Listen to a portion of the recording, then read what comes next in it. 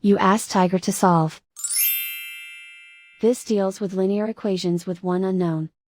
The final result is x equals 7/2.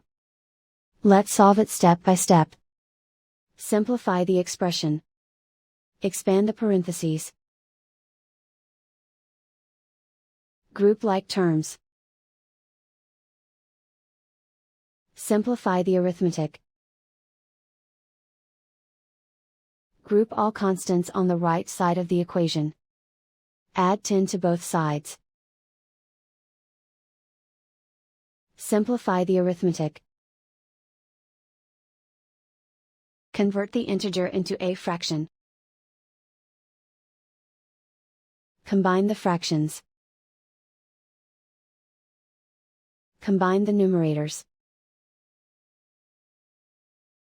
Isolate the x. Divide both sides by 5. Simplify the fraction. Simplify the arithmetic.